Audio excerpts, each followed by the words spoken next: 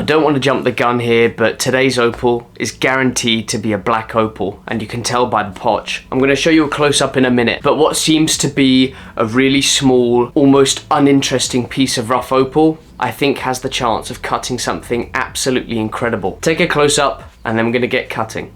So here is the opal that we're tackling today, and you can see it's got this bright green, cobalt blue play of colour, sitting on a jet black base. So it's safe to say we've got a black opal on our hands. There's obviously a massive pit in the side of the opal here, and it's chipped off there. So we're going to end up with quite a small gem, but I do believe it's going to be absolutely incredible. The only way to tell is by taking the top skin off. So let's jump over to the wheels and begin to cut this beautiful opal. Now that we're at the wheels, first things first is to take out that chip from the top of the opal. It's unstable and unflattering, so we've got to remove it. Next, I work around the opal, just clearing up the edges and taking out some sand spots that are in the side. At this moment in time, I don't really know what shape I'm going for. I'm just taking out the obvious inclusions, and once those are gone, I can then decide as to what shape I want, and no doubt it's going to be freeform. You can see that pit in the side goes from the top of the colour bar all the way to the bottom and touches the potch. So basically that whole edge has to come out. I'm tackling the top a bit first before I remove the pit, only because I want to see where a lot of the colour is and a lot of the pattern is, so I might know where the stone sits best at the end. And now that we're starting to get some pattern through, I can begin to sort of think about the shape that I'm going for, taking that pit into account as well.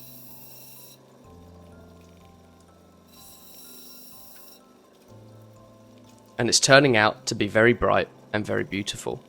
There's still a chip in the top there, so I just take that out very quickly.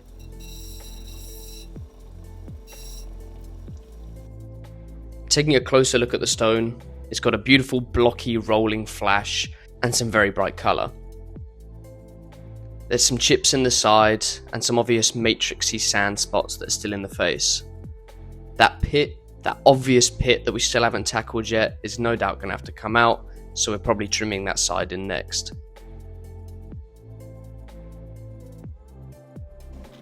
I decided to dot the opal up and tackle the opal on the 400 grit wheel.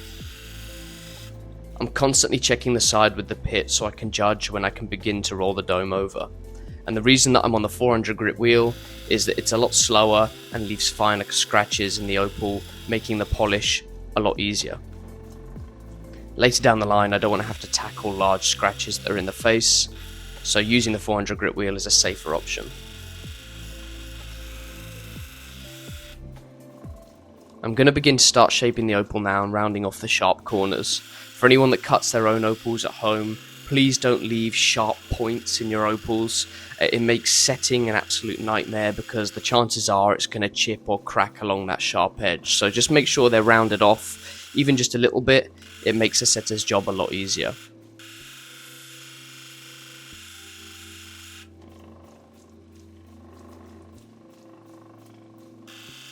I'm loving how this opal's turning out. You can see in the middle there's still a couple of matrixy spots there, and I've stopped before moving over to the 600 grit wheel to tackle those. The 600 grit wheel allows some finer shaping. It still takes some material away, so I thought if I leave a couple of little inclusions in the face before going over to the 600 grit wheel, I can tackle them there, therefore helping with the pre-polish, taking out some scratches and leaving some of that dome. Because the colour bar is quite thin, I don't want to risk leaving some deep scratches and having to worry about taking those out later. If I just take out the last inclusions on the 600 grit wheel, it makes my job a lot easier. Again, constantly drying the opal so I can see if those things are out, which they are, and then I move over to the 1200 grit wheel where I begin the stages of the final polish.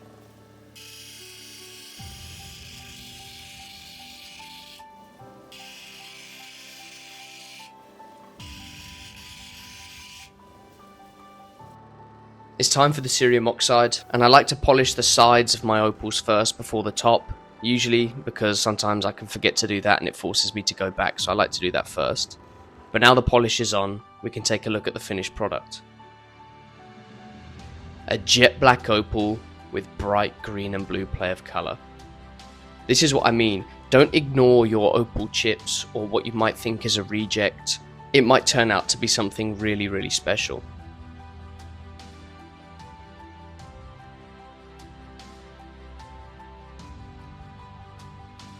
We've uncovered an incredible pattern here. Big blocky rolling flash, as well as this electric green, almost lightning bolt that runs through those two sides of the opal. It's a mesmerizing play of color. It hits you from all angles, and it's got a brightness of about a 3, maybe a 4 in the right lighting. I'm super chuffed with this result. As I said, this was like a reject or a throwaway chip, and I thought if I film it, it forces me to cut it and proves to you watching at home that if you have anything that you think might cut but it's just a little bit small, tackle it. You might uncover something special. Thank you for watching.